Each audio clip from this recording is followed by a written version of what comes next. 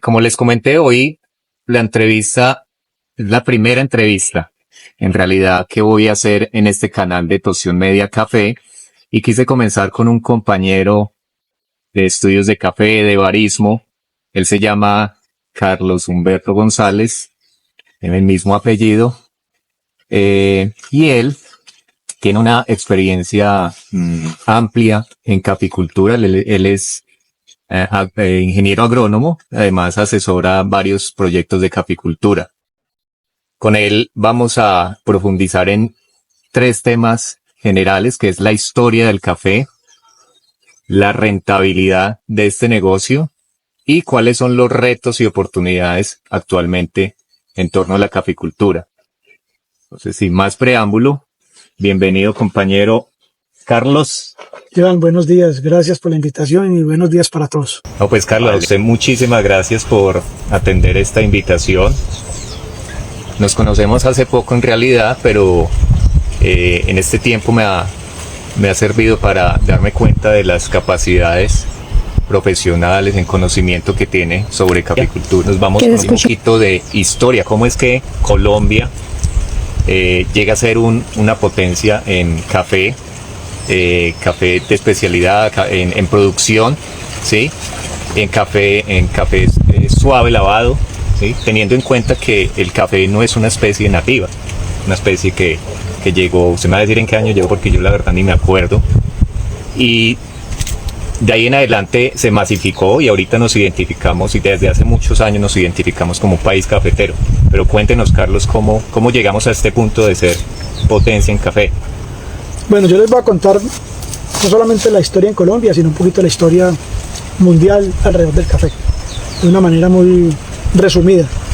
Hay 2 corrientes: la corriente del mito, de la leyenda, de la parte romántica, que habla de la famosa experiencia de Caldí, que era un pastor de ovejas en la meseta de Abisinia, que ahora es Etiopía, y observaba que las cabras en pastoreo comían unas pepitas rojas, y esas pepitas las enloquecían.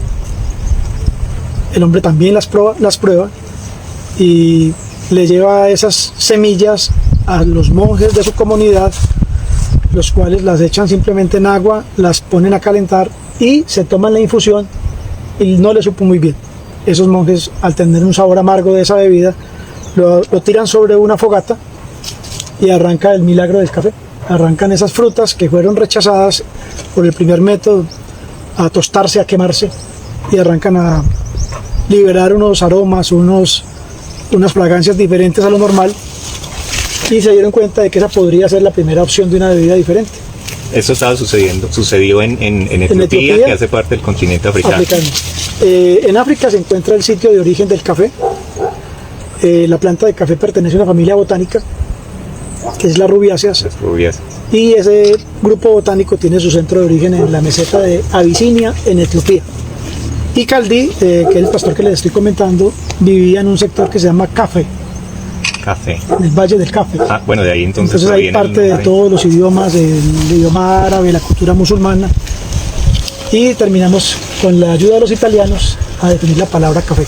Otro tema del mito es: en otras colonias de grupos recolectores y agricultores de África, observan que algunas aves tienen una alimentación particular con los frutos rojos de una especie de árbol, que es el café obviamente, y esas aves tenían más vigor y tenían más fuerza en todas sus actividades físicas. Entonces, de ese mito, que es hermoso y fabuloso, nace la leyenda del café. Me parece interesante que lo conozcan, pero también les quiero contar un poquito la historia, porque el café ha formado parte de la historia. Los árabes, donde se arrancó a desarrollar la bebida, después de Etiopía, el café se mueve hacia Yemen y Arabia, y ahí se inician las primeras siembras de plantas de café, y se arranca una cultura donde cada etnia musulmana y de cultura árabe arranca a hacer una preparación especial, y arranca a crecer una serie de sitios para tomar café que ahora llamaríamos tiendas. Y un sultán de la Meca se da cuenta de que esas personas que consumen café tienen un comportamiento diferente, tienen más emoción, mantienen más despiertas, son más participativas, y en contra un poco de su idealismo, se reúne con unos sabios de su cultura y determinan que hay que cerrar todos los sitios donde expendían esa bebida, y eso generó un un revolcón social.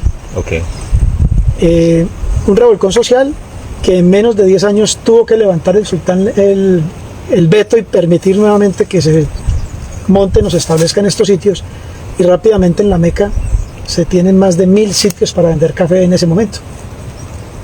Se dan cuenta que es una bebida que le gusta a mucha gente, la arrancan a involucrar en sus temas de guerras, porque la cultura y la historia de la humanidad se ha construido desafortunadamente muchas veces en guerras.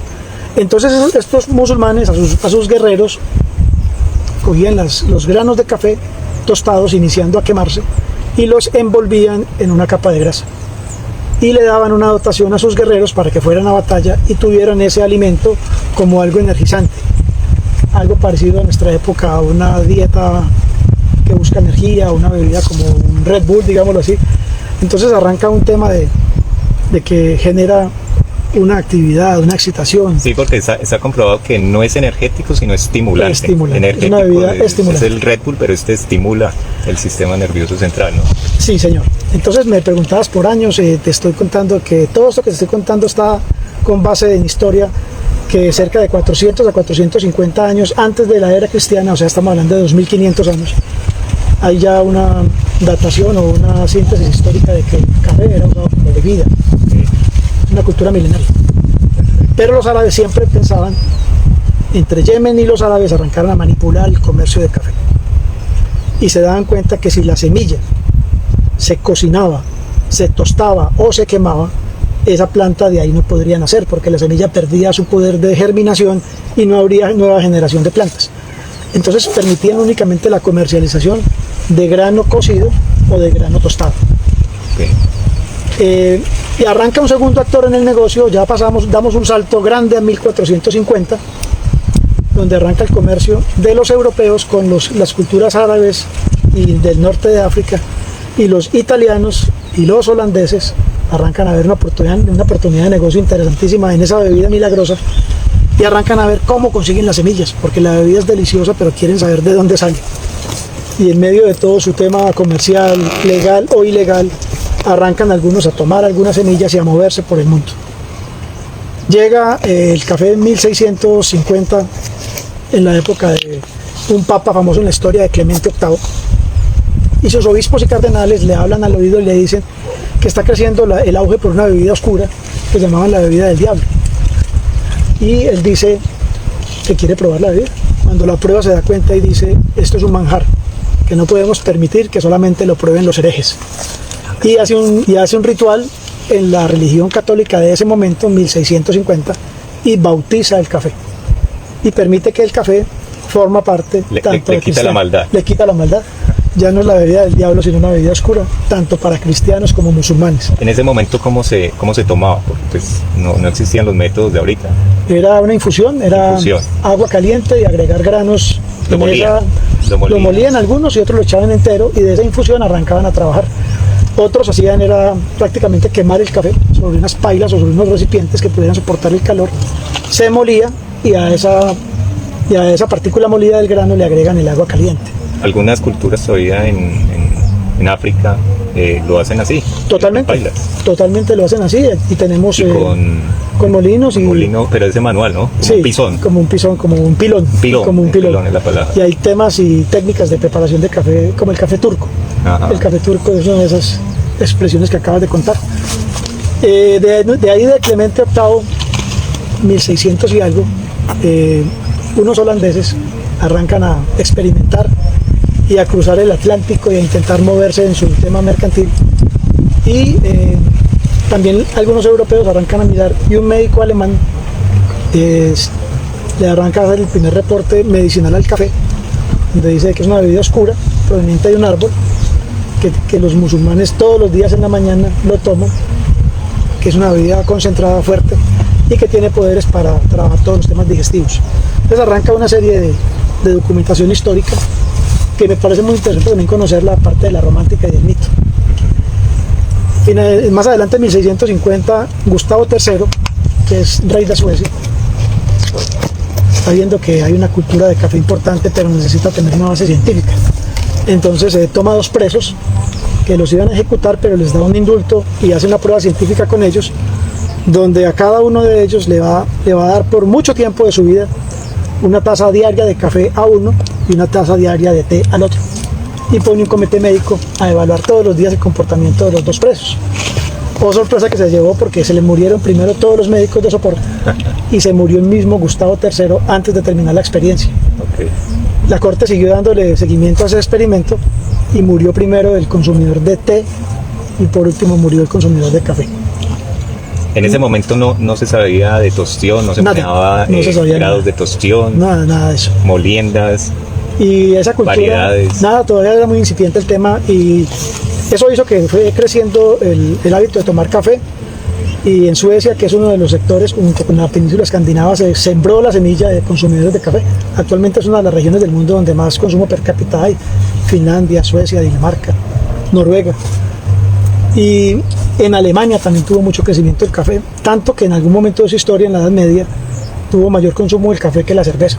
Entonces lo que hicieron en ese momento los reyes de ese momento fue aumentar los impuestos sobre el café para desestimular el consumo, porque la bebida nacional de ellos era la cerveza y el café le estaba ganando la batalla. Pero si bien eran países consumidores, porque la producción se da es en los trópicos, ¿verdad? En los trópicos, sí señor. Entonces ahora les voy a dar un salto al otro lado del mundo.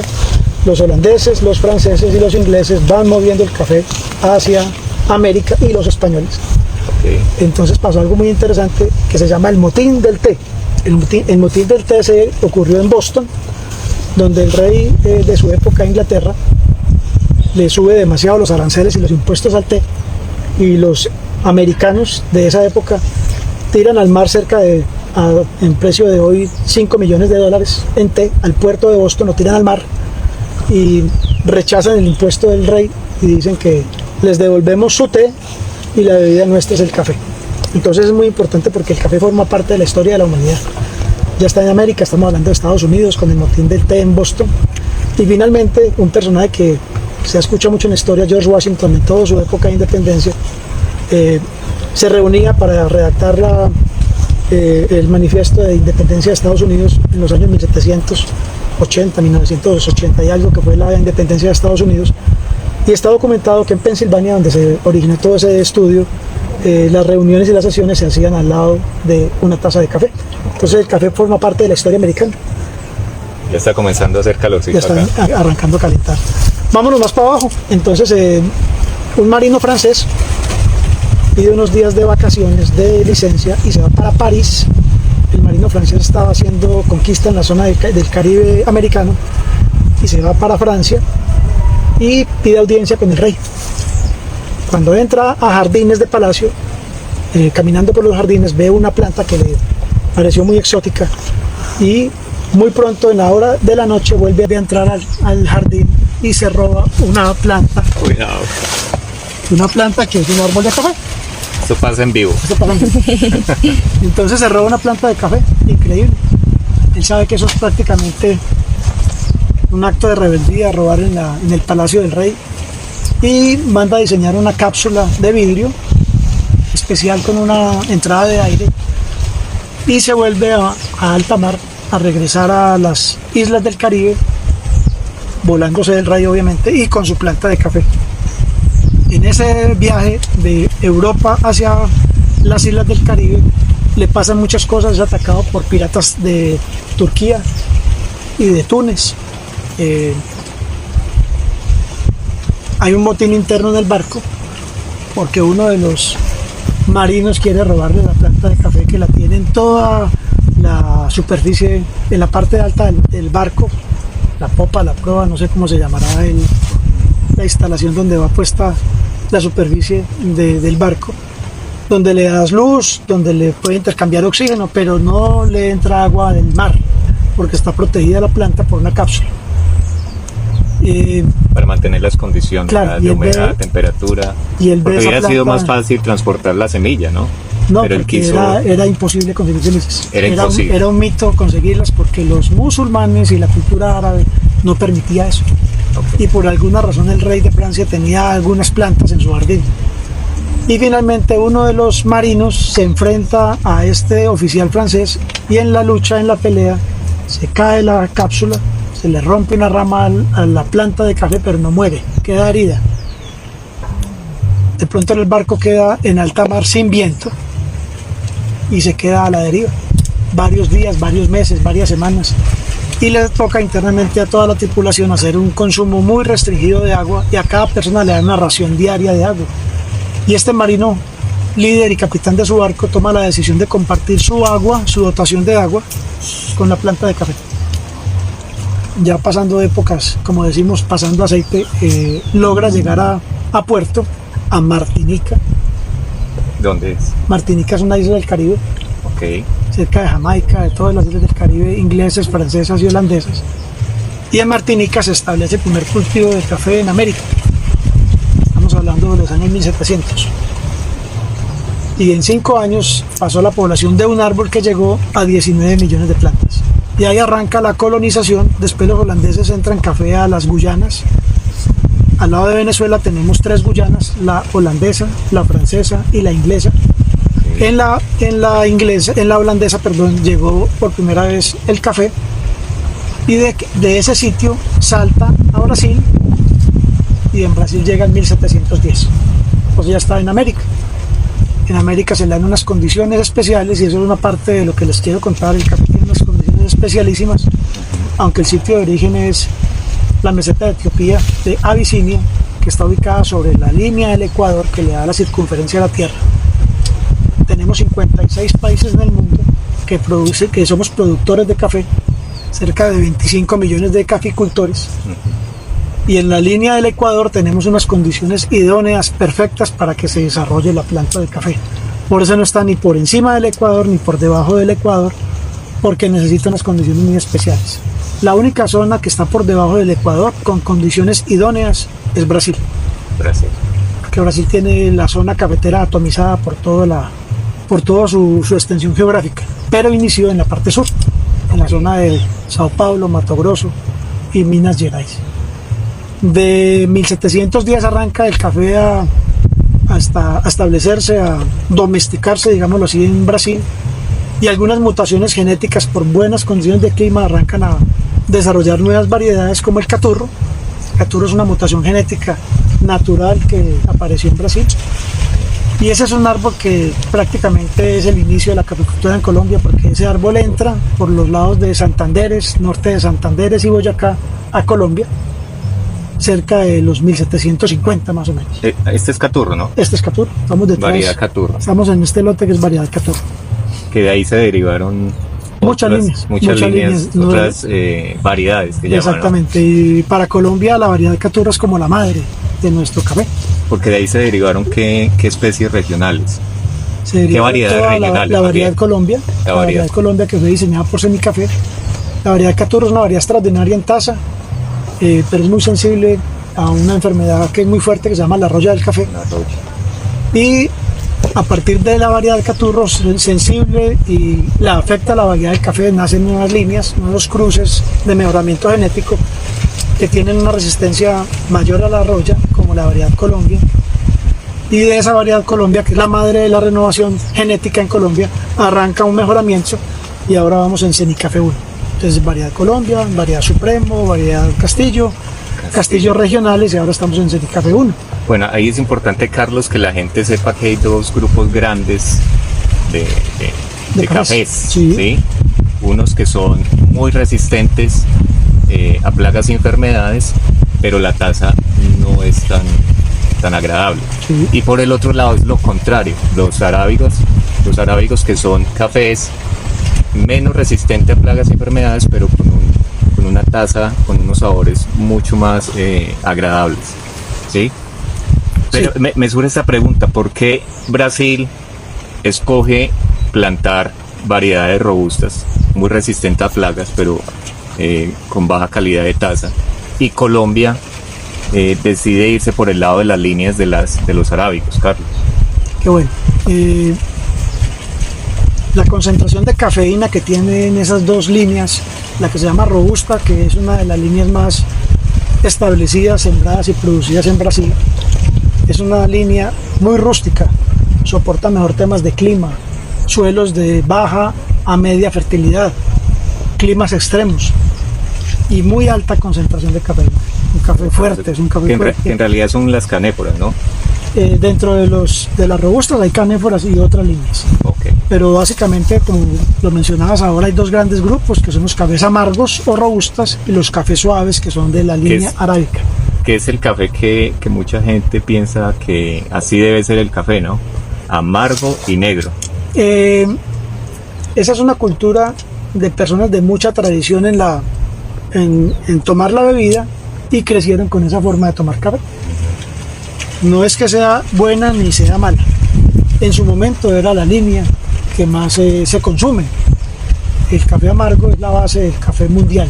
Ya a ese café amargo le mezclan cafés de diferentes partes del mundo, Colombia y otros países que producen. Somos 56 países productores. Y algunos tienen más líneas de café suaves, arábicos, y otros tienen líneas de café amargos o robustas. Finalmente el mundo en este momento toma blends, que es mezclas, con una gran proporción de amargos y una poca proporción de suaves. Y dependiendo mucho también el método, porque en espresso se busca es un café con mucho más intensidad, entonces buscaría un café que tenga un poco más de proporción de café robusta, ¿no? Se puede obtener una línea de café expreso tanto con robustas como con arábicos. También con arábicos. Sin embargo, la mayor parte del café que consume la gente en el mundo son blends, son mezclas, donde tiene más proporción de amargos y menos proporción de suaves. Sí, porque es que, digamos, uno que ya está o que estamos metidos en este negocio, uno se da cuenta que hay una predominancia del gusto del café amargo. Cuando uno les da a probar un café balanceado, arábico, pues lo encuentran como una aromática y muchos dicen, no, esto no es café. ¿O no, Carlos? Hay de todos los gustos. Primero que todo, el café es una bebida mundialmente en expansión. Es la segunda bebida más consumida en el mundo después del agua. Entonces, si estamos hablando de 8.000 millones de personas, hay 8.000 formas de tomar café. Hay una oportunidad inmensa y nuestros padres, abuelos y antepasados les gustaba mucho el tipo de café fuerte, que pinte, oscuro, tinto fuerte.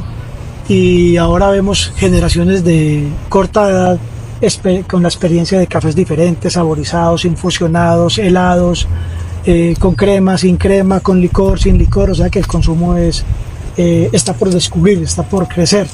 Y fuera de eso, las personas que no, digamos que tienen en su cabeza que el café es maluco, pero cuando se dan cuenta que hay cafés que se acomodan a los gustos de ellos, entonces podríamos hablar de que el consumo tiende a aumentar, ¿sí? Por las personas que van a entrar al mundo del café. El consumo es infinito porque si estamos hablando de 8.000 millones de personas y una persona se puede tomar 1 o 2 cafés promedio. Conocemos algunos que toman más de 2 tazas y conocemos algunos que toman 1. Yo tengo amigos de 10 tazas al día o más. ¿Y tazas así o tazas así? Yo soy uno de tazas y así, pequeñas y despacio. Pero te cuento un dato para que te formes una idea. Un solo país del mundo que se llama Estados Unidos, que lo hemos escuchado alguna vez, tiene un consumo diario promedio de 330 millones de tazas. Diarios. Sí, anda con el café aquí abajo del brazo. Entonces, estamos hablando de un país del mundo con ese nivel de consumo y faltarían muchos más países para tener ese cálculo de tazas. Carlos, y aprovecho eso que menciona, porque antier salió la noticia de que Green Coffee y Juan Valdez, 2 pesos pesados de la exportación de café, se aliaron para posicionar mucho más café en Estados Unidos, para agarrar esa gran torta del consumo estadounidense. Hablan de capturar hasta el 25% del consumo. ¿Quiénes son Green Coffee y Juan Valdez? Pues ya lo mencioné, son 2 grandes exportadores. Por el lado de Juan Valdez, me ayuda Carlos si me equivoco, toma su materia prima, su café, de los pequeños caficultores que están asociados, pequeños y medianos caficultores. Ellos, Juan Valdez, la Federación Nacional de Cafeteros, no tienen, digamos, fincas o terrenos propios, mientras que Green Coffee es un privado que adquirió una gran cantidad de tierras por los lados de Antioquia, si no me equivoco. Es un privado. Y en este momento, si no me equivoco, Carlos, es el mayor exportador de café por encima de Juan Valdez, ¿sí? Juan Valdez obtiene su producción de más de 500 familias cafeteras. 500.000 familias cafeteras. 560.000 familias cafeteras, mientras que Green Coffee lo hace de sus propias fincas, que no son fincas pequeñas, son fincononones. Listo, Carlos, bueno. Yo te cuento un poquito sobre eso. Qué buen comentario, Iván. La intención de la federación debe ser buena. Sin embargo, hay que poner en contexto a las personas que están escuchando este podcast, que el universo del café es inmenso. Juan Valdez para nosotros es un gran jugador del negocio y tiene 445 tiendas actualmente en el mundo. Y le dicen algunas personas por cariño el Starbucks colombiano, por el modelo de negocio que tiene de entregar una bebida con buena presentación y alrededor de la bebida de café entregar otro tipo de complementos, tortas, galletas, consumos, derivados de café, etc. Tiene todas las cosas buenas y todas las cosas que como colombianos no nos gustan. Entonces hay unas cosas por mejorar. En Juan Valdez, por ejemplo, el 12% de Juan Valdez es propiedad del Banco Mundial. Entonces hay una plata que no es nuestra. El 4% de los propietarios de Juan Valdez son cafeteros, solamente. Eso estaba hablando de cerca de 18.500 cafeteros. Okay. Y el resto que son socios y que forman parte de la junta de propietarios de Juan Valdez. Y la marca Juan Valdez es propiedad de la Federación de Cafeteros. ¿Qué le gustaría a la comunidad cafetera, que son 560.000 familias que no alcanzan a formar parte de un Juan Valdez? Más democratización. Mejores ingresos, ¿no? Porque que parte de ese ingreso lo reciba el caficultor, porque muchos de esos productos que tiene Juan Valdez son proveedores los caficultores de Colombia. Uh-huh. Es cierto que usted como caficultor cedulado se sienta y se toma un café y obtiene el 10% del descuento. Algunos dicen que debería ser más. Entonces, no, como colombianos nos ponemos mucho de acuerdo en muchas cosas, pero el mensaje que les quiero comentar es que Juan Valdez es una experiencia interesante de cómo llegar a diferentes partes del mundo. Ya están más de 38 países. Hay un proyecto de crecimiento importante y son 445 tiendas actuales con posibilidad de crecimiento. Yo le voy a hacer una pregunta a Carlos, a ver si se moja, si se tira el agua. Ay. ¿Usted le gusta el café de Juan Valdez? Hay de todo. Hay café corriente, hay café de alta calidad, hay café que no probamos en Colombia porque se exporta. Quisiera un mejor café, sin embargo es un buen intento de representación de café de Colombia en el mundo. Yo creo que la marca es muy valiosa, la marca Juan Valdez y Café de Colombia es muy fuerte, deberíamos sacarle más provecho. Tiene oportunidades de mejora, sí. Muchas oportunidades de mejora. Y le estaba hablando de las tiendas Juan Valdez, permítame contarle un poquito de Starbucks. Starbucks son 30.000 tiendas. Ah, no, eso es un gigante. Y está en 383 países. Entonces, la opción de ir a competir mercado en Estados Unidos es muy interesante, pero tenemos un tigre allá peleando ese mercado. Y de local, ¿no? De porque local. Es una empresa Y Green Coffee es una compañía importante en Colombia. Sin embargo, es una empresa dentro del negocio del café muy nuevo. Sí. Está arrancando a construir su marca, su imagen. Pero ya superó, tengo entendido, sí. en producción, sí. En exportación. Seguramente lo va a lograr y cada vez más. Es un fondo de inversión, entonces hay que tener la prudencia y creer en la buena fe y en la buena intención de los proyectos. Yo esperaría que Green Coffee beneficie a muchos de sus asociados y de sus colaboradores en las tierras donde tienen influencia, y que esta nueva fusión que tiene con Juan Valdez nos permita crecer y que el caficultor colombiano tenga un poco más de retorno y beneficio. Bueno, nos trajeron agua, no nos trajeron café. Ahorita viene café. Ahorita ya viene.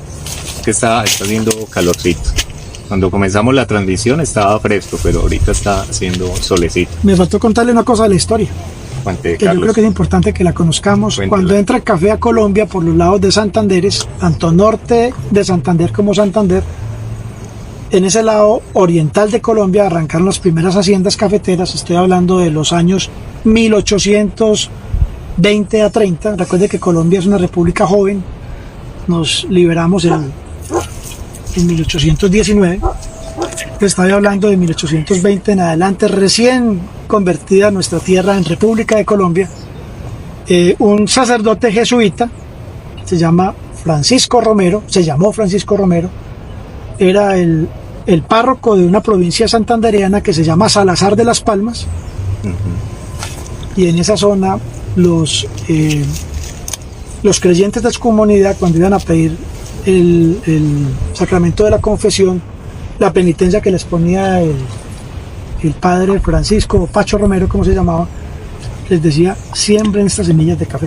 Y arrancó a sembrar la semilla, ya no tenía pecado, literalmente, y arrancó a darle al café un toque divino. Y arranca a crecer una cultura en la zona oriental del país, y ese fue el inicio y la entrada del café a Colombia. Dentro de mitos, dentro de realidades, y la comunidad jesuita fue importantísima en ese desarrollo, porque lo entran de Guyana, Venezuela a Colombia. Ok. ¿Cómo vamos de tiempo, asistente? 10:34. Bueno, y si tenemos una hora, sin embargo, creo que podemos retransmitir otra vez. Pero, Carlos, para que avancemos, porque son varios temas los que tenemos pendientes, me surge una pregunta, y es: ¿cómo, siendo Colombia productor de café, café suave lavado, terminemos todavía incluso lo hagamos, y es que tomemos café comercial? ¿Qué pasó? ¿En dónde nos equivocamos en la historia que todavía tomemos café tan de mala calidad? Te voy a dar una opinión personal, porque nos dedicamos a producir café, y eso es muy diferente a producir café de calidad. Es un juego de palabras, pero tiene mucho de fondo. El café que produce Colombia actualmente, de sus 14 millones de sacos, 13 millones para otros, el 90% de ese café, si producimos 13 millones se exportan como materia prima básica. Le estamos entregando el valor de nuestro café a otros para que ellos transformen y nos lo regresen con otro tipo de... Es decir, nosotros cogemos estos granos ya maduros, sí, lo despulpamos, que se llama, lo secamos y lo entregamos. Y lo mandamos en pergamino, no, o en almendra. En almendra o verde, en bultos de 60 kilos. Y le estamos entregando todo este trabajo de muchas familias, 560,000, y cerca de entre 3 a 4 millones de trabajadores directos que dependen del café, con un proceso de quitar la cáscara, secar y despachar para el exterior la materia prima básica para que otro la transforme, le ponga su marca y nos la devuelva. Sí. Entonces es muy triste que Colombia produzca 14 millones de sacos como productor, y Suiza, a través de Nestlé, exporte 13 millones de sacos. Lo devuelve, un poquito de eso no lo devuelve a Latinoamérica. Entonces, lo que Colombia entrega como materia prima es prácticamente lo mismo que Nestlé ingresa nuevamente a Latinoamérica transformado. El negocio de Nestlé es monstruoso, son 3.000 millones de dólares. El negocio de café nuestro no llega lejanamente a esos números. Bueno, pero afortunadamente ya estamos viendo transformaciones, ¿no? Vemos ahorita como ya los caficultores, las nuevas generaciones, algo de las anteriores, ya entendieron cómo funciona el comercio, ya tienen su propia línea de producción. Es decir, todos los eslabones de la cadena lo producen, lo procesan, lo transforman, incluso lo venden. Digamos, bueno, esto está sucediendo aquí en Colombia, aquí en el eje cafetero, en otros departamentos. Eso ya es un plus, ¿no? Y es un cambio evidente. La tendencia es: ¿cuál, Carlos, piensa usted en torno a esto de la comercialización del café y a darle mayor valor agregado? Yo creo que hay un cambio importante. Ahorita les comentaba que hay un juego de palabras. Producir café es una cosa y producir café de calidad es otra. Existen en Colombia diferentes modelos de negocio. Hay un modelo agroindustrial grande, cafeteros de mucha área. Volumen, ahí se busca el volumen. Se maneja volumen. Esas personas no están enfocadas en calidad, sino en volumen. Es un negocio respetable, tienen distancias de siembra y modelos y diseños de cultivos para eso, y ellos tienen su propia mecanización, su propia transformación, maquinaria para pasarlo de grano verde a grano trillado, a grano exportable, y tienen un mercado cautivo en el mundo. Es válido, es un modelo cada vez más difícil porque es muy dependiente de la mano de obra.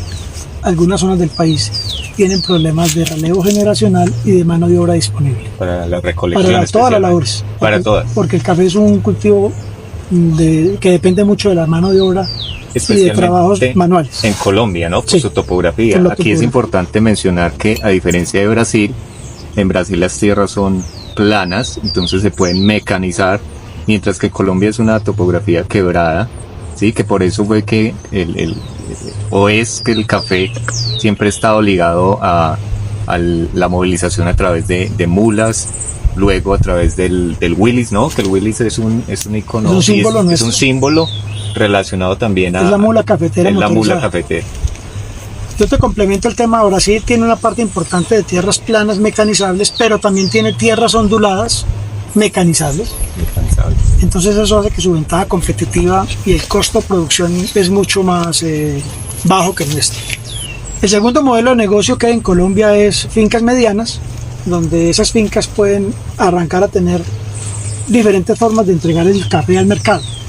Pueden entregar una parte de su café como materia prima básica, como lo hace la caficultura convencional, pero con un pequeño proceso o de selección o de sacar flotes o de hacer un proceso básico, puede arrancar a entregar o microlotes o a entregar café de diferente manera, como café estándar, como café excelso, como café en pacas, empacado al vacío, o como proveedor de ciertos proveedores de calidad. O sea que en una misma finca yo puedo dividirla y darle diferentes destinos a ese producto. Sí, y usted puede arrancar a definir en sus lotes cuál de esos entrega los mejores atributos, cuál de esos que tiene la facilidad de hacer unos procesos adicionales para que el mercado le pague a usted por esos procesos. Y el tercer nivel de fincas son las fincas pequeñas y familiares, que tienen una gran oportunidad porque la mano de obra la tienen prácticamente asegurada, no gratis, pero sí asegurada, porque es un grupo familiar que puede recolectar a tiempo, generar unos procesos de selección a tiempo, hacer unos controles más amigables con el medio ambiente, vender microlotes, vender historias, traer turismo, y arranca una serie de temas. No significa que el futuro está en los pequeños. Cada sección del modelo de negocio de caficultura en Colombia tiene oportunidades. Para todos hay. Para todos hay, la torta está para todos. Lo que necesitamos es dar el paso y transformar nuestra mente. Cuando nosotros veamos el café como un frutal, no como una planta que produce bultos, sino como un frutal que entrega fruta, esa fruta nos va a permitir entregar sabores, experiencias, tipos de café, identidad cafetera. Entonces hay una oportunidad para todos. Listo. Carlos, yo recuerdo mucho en mi niñez la bonanza cafetera, que uno podía incluso nadar en piscinas de café pergamino.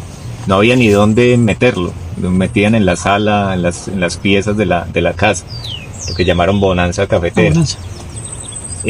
¿Cómo fue esa bonanza y qué pasó? O sea, ¿qué pasó? ¿Cómo fue que la gente comenzó luego a cambiar sus cultivos de café por otros, por potreros, por ganadería, por etcétera, diferentes usos distintos al café?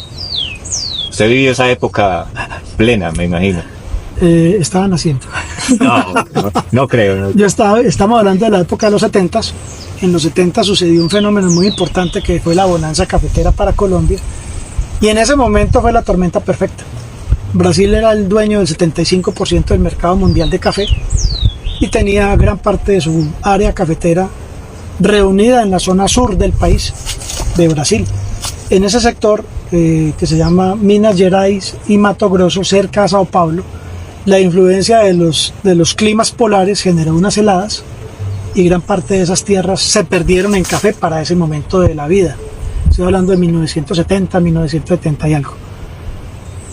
Paralelamente, Colombia era muy importante en café, producía más del 15% del café mundial. Entonces, ya había avanzado de los Santanderes, ya se había insertado acá ya en el estaba centro. en lo que ahora es Antioquia, Caldas y el eje cafetero, el Gran Caldas, o el viejo Caldas, otros decimos el Gran Caldas, otros decimos el eje cafetero, pero era un sector donde estaba Caldas, Quindío, Risaralda y Antioquia, y estaban en el mejor momento.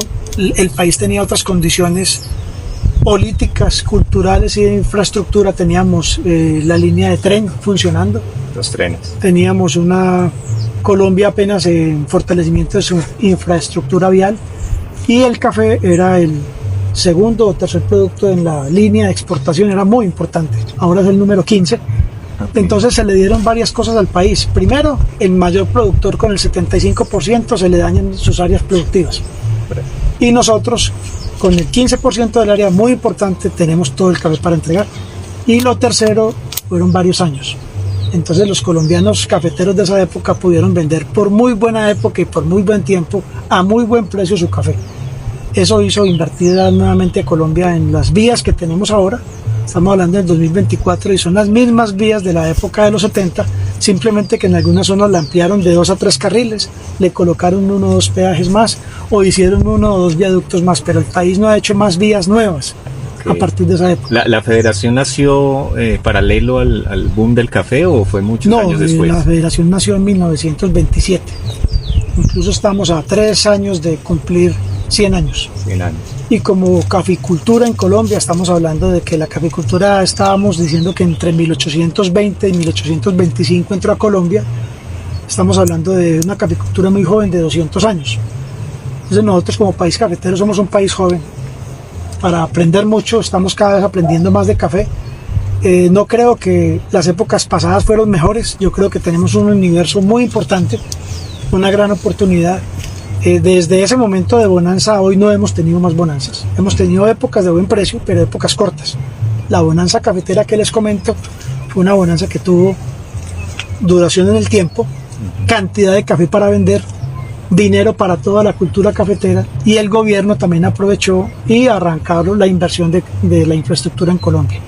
Obviamente el gobierno en su momento dijo, esto es una oportunidad grande, le vamos a poner un impuesto al café, y el impuesto al café es la contribución cafetera.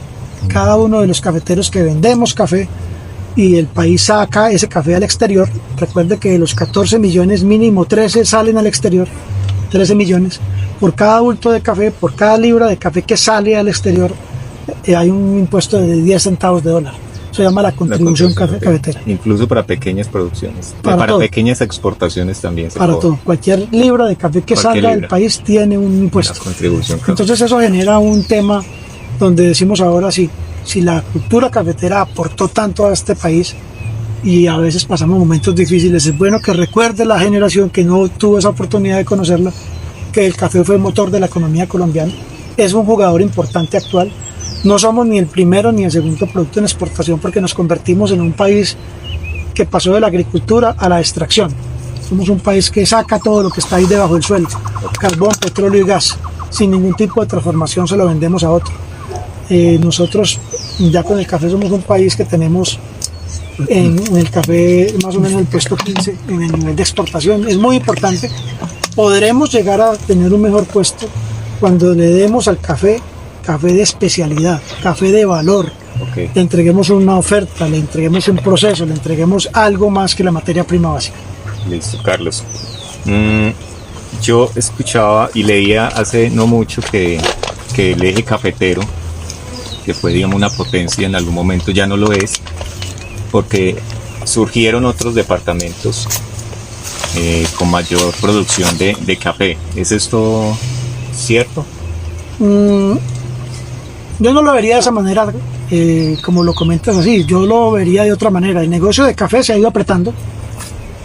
La rentabilidad de años atrás, estamos hablando de entre el 10 y el 12% de rentabilidad anual.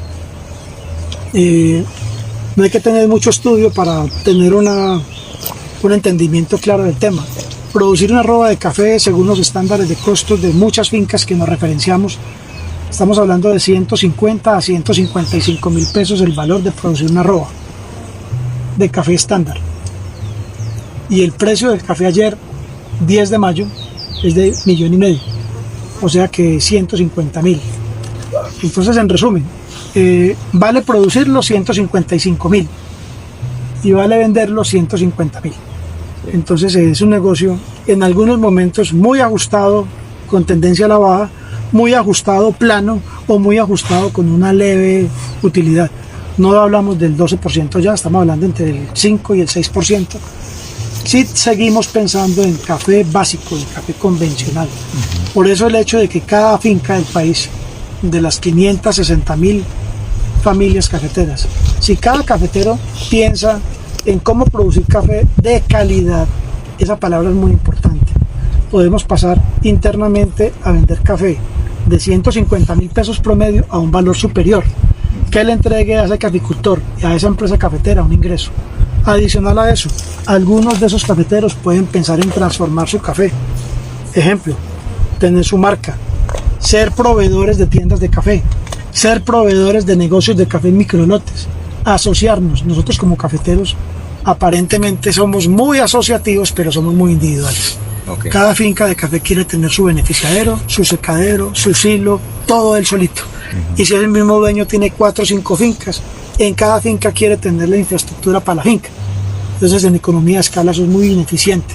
Si nosotros pensamos en asociarnos, en tener cooperativismo, en tener centrales de beneficio, donde en vez de llevar el café de una finca o de 2 fincas o de 3 fincas, una comunidad lleve a un sitio donde le beneficien el café, ahorramos energía, tiempo, esfuerzo. Podríamos aprender un poco de la industria lechera, ¿no? Mucho más, claro, que tengamos repartición, que tengamos acopio. Entonces no estoy diciendo que todas las fincas deben tener marca, pero sí cada finca debe tener un proceso que lo diferencie. Seleccionar el café, sacar los lotes, escoger calidades, determinar variedades. De esa manera algunos van a producir su marca, otros van a ser proveedores, otros van a montar tiendas de café, otros van a trabajar en turismo, y finalmente cada finca le va a buscar el quiebre para que parte del café se venda como materia prima por sus compromisos, por su flujo de caja, pero que otra parte de la finca le entregue otro tipo de ingresos, porque el ingreso normal de la caficultura actual es muy bajo. Perfecto, Carlos. Bueno, yéndonos un poquito más adelante, ¿cómo estamos de tiempo, Carolina? 10 para las 11. Ahorita estamos viviendo un boom de café de procesos, ¿no? De beneficio. Ya, entonces no es solo el lavado que viene de historia, sino los procesos naturales, donde dejamos cáscara y mucílago, ¿no? Sí. Para que se impregnen en la semilla y obtener sabores diferenciables. El honey, que lo que hacemos es remover la cáscara y dejar que ese mucílago se impregne. Sí. Pero también vemos otros procesos muy exóticos, ¿no? El culturing, que ya le agregan cultivos, digamos, de qué sé yo, sabores, por así decirlo. Probiótico. Es un poco probiótico, es un poquito artificial. Hay unos que son muy puristas y dicen, eso ya no es café. O sea, como este modelo o este tipo de transformación de valor agregado al café. Yo lo veo como, primero, muy interesante. Yo creo que es una gran oportunidad. ¿Y por qué no surgió antes? Que es curioso, porque solo hasta estos últimos años. Hay muchas opiniones al respecto y sin generar polémica. Yo creo que el país estaba preparado y tenía su entrega al mercado de materia prima básica. Le dimos la plata a otros. Muchos años. Incluso todavía gran parte de nuestro café se entrega como materia prima. Volviendo a tomar tu punto, tenemos 3 tipos básicos de procesos del café. El primero, el más común para nosotros, es el lavado. Pero si a ese lavado le hacemos una selección por flotes y le hacemos una selección manual, le ponemos algo más. Entonces ya entregamos un lavado de calidad. Ajá. Ese es un proceso importantísimo. Hay cafés lavados con un puntaje muy bueno. Claro, cualquier café que tenga un proceso se transforma, agrega valor. Y hay cafés de 86, 87, 88 puntos lavados fácilmente. Sí. Y cualquier finca con un proceso juicioso y metódico lo puede lograr. Es un proceso de cultura. Es de cambiar el chip, es de pensar, de pasar en producir café a café de calidad. El segundo proceso es el café honey. El café honey es un café que conserva la miel o el mucílago. El mucílago es la magia del café. Y nuestro reto como caficultores que queremos entregar un valor agregado es cómo conservamos ese mucílago en todo el proceso y antes lo potencializamos. Y el tercero es el café natural. El café natural conserva, a través de una excelente recolección, muy excelente recolección de maduros y algunos sobremaduros, la cáscara y el mucílago por un periodo de tiempo completo que, dependiendo de la zona y el clima, puede estar entre 20 y 30 días de secado. Esos 3 procesos básicos se le arrancan a agregar otras cosas: el café infusionado, el café con licor, el café saborizado, el café con bióticos, y hay una serie de derivaciones, de subdivisiones que le arrancan a salir a ese universo de procesos en café y cualquier café. Es una pregunta que de pronto puede estar en la cabeza de muchos de los que están viendo este diálogo. Cualquier café de cualquier variedad que cumpla un proceso riguroso, responsable, partiendo de una recolección muy exigente de grano maduro y sobremaduros, puede entregar un valor, una diferenciación. Y usted puede pensar en un microlote. ¿Un microlote de cuánta cantidad estamos hablando? De un bulto en adelante. Ese bulto tiene un valor totalmente diferente al bulto de materia prima básica, el bulto que vendo en la venta privada o tradicional. Es un café que puede entregar un valor. Y cuando varias zonas, varios agricultores, varios vecinos arrancan a hacer un proceso consistente, ya podemos arrancar a hablar de un café regional. Perfecto. ¿Cómo vamos de tiempo, Caro? Tranquilo, faltan Perfecto. todavía. No, digo, es 6 porque se minutos. corta la transmisión y no. Volvemos y retomamos. Listo, pero estés pendiente, porfa. Bueno, yo ya digamos para ir cerrando, ya vamos a completar la hora de conversación y podríamos seguir acá un buen rato. Claro. Cerremos con una noticia que salió hace unos meses y es la intención de establecer cultivo de café en los llanos orientales Sí. con la variedad o con variedades del lado de las robustas. Sí. ¿Por qué, digamos, por qué se está buscando desarrollar esta agroindustria en los llanos orientales de Colombia? Primero porque el café tiene una adaptación geográfica, climática específica. Las variedades arábicas, que son las que llamamos en el mundo variedades de café suave, tienen un rango climático en altura sobre el nivel del mar, en temperatura y en suelos, que se adaptan perfectamente a Colombia, y Colombia tiene muchas variedades derivadas todas de la línea arábiga que entregan en la mayoría de sus casos tazas de café suave. Y tenemos regiones del mundo con suelos con muchos oxisoles, con hierro, con contenidos de aluminio determinados, que otros cultivos no se pueden establecer, pero algunas variedades como café robusta sí las toleran. Ese tipo de condiciones climáticas extremas, temperaturas altas, suelos duros, hacen que la cafeína en el café robusta se concentre más. Y esa es una gran alternativa para países como Indonesia, como Vietnam, como Brasil, que de sus 30 millones de sacos, gran parte de su café es robusta. El café robusta es la base de la bebida de café en el mundo. Nosotros pensamos que nuestro café colombiano, que es extraordinario, y lo es, lo toman solo. No, nuestro café, casi todo el café que se exporta colombiano es para que lo mezclen, desafortunadamente.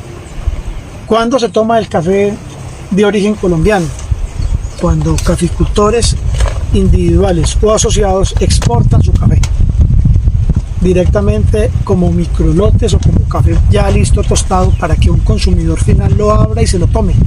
Ese consumidor está tomando café colombiano, pero el café que vendemos en bultos de 60 kilos, empacado en verde, a granel, es para que los tostadores lo mezclen con otros y mejoren con nuestro café otros cafés de regular a baja calidad.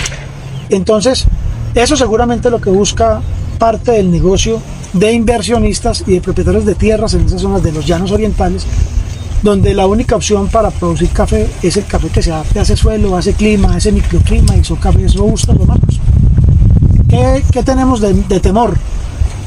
Que parte de ese café entre a dañar y a deteriorar nuestra calidad. Si tenemos claro hacia dónde va ese café, no tendríamos problema. Pero si ese café reemplaza volumen de exportación de café suave, se nos complica el negocio cafetero para Colombia. Bueno, esperemos a ver qué sucede con esta noticia. Dos cositas más para comentar. El clima. Ahorita estamos teniendo una temporada de lluvias y eso que no ha entrado oficialmente el fenómeno de la Niña. Tuvimos recientemente el fenómeno del Niño con temperaturas muy altas. Usted, Carlos, desde la parte de producción, ¿cómo vive estos fenómenos climáticos? Con mucha expectativa. Nuestro café está al sol y al agua todo el tiempo. Colombia tiene más de 500 municipios cafeteros distribuidos en la geografía colombiana. Las zonas frías o zonas altas sobre el nivel del mar van a sufrir mucho con el invierno. Las zonas bajas o calientes vamos a tener una mejor condición, porque el agua en zona caliente es una bendición y el agua en época fría en zonas altas es una preocupación. Salimos de una época seca muy fuerte, los cafetales tuvieron estrés, generaron mucha condición de floración y nos cayó en la mayor parte de la zona central cafetera agua en el momento oportuno. Entonces, en este momento que estamos hablando de mayo, transición junio, ya venimos con una cosecha montada en los árboles. Más o menos, estamos viendo acá, ya está viendo grano biche, grano de más o menos unos 90 a 120 días, ya está formando materia seca. Nos falta el segundo repecho del año, donde necesitamos proteger de plagas y enfermedades estos granos que ya están muy adelantados, y las condiciones de humedad pueden generar problemas de hongos, de caída de frutos, de aumento de problemas en las plantas y en las hojas como la roya del café, y enfermedades asociadas como el mal rosado. Cuando hablamos de enfermedades, hasta hace unos años hablábamos de roya como la enfermedad más importante, y viene creciendo otra enfermedad a un paso muy fuerte, que es el mal rosado, y cada vez que cambiamos de materiales nuevos, cambiamos de enfermedades. Entonces ya hablamos en algunas zonas de gotera, de mal rosado, de muerte descendente. En zonas del Huila hablamos de plagas muy ubicadas en zonas como los chinches. Tenemos otra plaga que está recorriendo toda la geografía cafetera, que es la broca del café. Entonces, aunque cambiamos de variedades por mejoramiento genético, también vamos cambiando de enfermedades y de plagas. Entonces el clima indudablemente es un jugador muy importante. El sol estimula la mayor parte de los procesos del café. Obviamente todo en exceso genera problemas, pero un invierno fuerte nos puede afectar porque nos podría coger el inicio y la concentración de la segunda cosecha de final de año, que es la más importante del país, en una época donde podemos tener problemas si se agudiza el invierno. Pero cada día tiene su afán. Yo invito a los cafeteros que desde ahora tomen acción. Muchas veces vemos la noticia y decimos, el IDEAN está loco. No le creo al IDEAN. El IDEAN no va a fallar. El IDEAN puede que diga que tal fecha y se va a correr 15 días o 20 días, pero el invierno viene. Entonces, amigo cafetero, compañeros, no dejemos que el invierno nos coja con los calzones abajo, como se dice. Hay que hacer las labores a tiempo. La broca, la roya y los problemas fitosanitarios nos pueden disparar. Entonces, si ya tenemos una cosecha adelantada en nuestras fincas, en nuestros cafetales, pues no la dejemos caer. Como dije al principio de la charla, ya estamos jugados y esperamos que nos entregue el precio del café una condición importante, porque desafortunadamente el precio del café depende de la oferta, de la demanda y de la especulación. Y desafortunadamente nuestras últimas situaciones de bonanzas o de precios buenos es porque a otra parte del mundo no le va bien. Entonces nosotros debemos procurar porque nuestras fincas tengan diferente nivel de ingreso, entregando café de diferente manera, y no depender de que a Brasil, de que a Indonesia, que a Vietnam o que a otro le vaya mal para que a nosotros nos vaya bien. Perfecto. Bueno, y por último, se nos murió Juan Valdés, ¿no? Un ícono de la caficultura. Usted se ve como Juan Valdés. Yo conocía a Juan Valdés. A los dos. Han existido tres. El primero no lo conocí porque era en la época del 1960, era cubano. ¿Sí? El primer Juan Valdés era cubano, era un actor. El segundo, Héctor Alarcón, es una persona que era de la zona antioqueña. Okay. Creó la imagen de Juan Valdés como una persona bonachona, amable, que entregaba conocimiento, que invitaba a que la gente entendiera que debíamos estar asociados, respetar el medio ambiente. Allá arriba en Aquenalto, donde nace la quebrada, había un monte muy bonito y el agua nunca faltaba. Pero un hombre irresponsable tumbó el monte y lo quemó. Ya no hay pájaros ni leña, la cañada se secó. La gente, al verse sin agua, matas de monte sembró. Volvieron los pajaritos y el agua también volvió. Esa canción que fue de nuestra niñez y que era uno de nuestros superhéroes, el profesor Yarumo, y el Juan Valdés de esa época, le entregaron al país cafetero una identidad. Yo creo que Carlos, que fue Castañeda, el último que representó la imagen de Juan Valdés por más de 20 años, tuve la oportunidad de conocerlo, compartir con él algunos sitios de ferias, exposiciones, fotos, porque era un hombre que mantenía con una sonrisa a flor de piel. Entregó su vida a la caficultura y se nos adelantó, se fue a tomar café de mejor calidad. ¿Qué hay que hacer para ser Juan Valdés? Cafetero, hay que ser cafetero. tener idea de café, Tener idea manejar de café. idiomas. Manejar idiomas. Claro, porque es la imagen nuestra ante el mundo, o sea, que tiene que hablar inglés, diferentes idiomas, porque mantienen ferias, Ok, congresos, representación de café ante el mundo, eventos diplomáticos.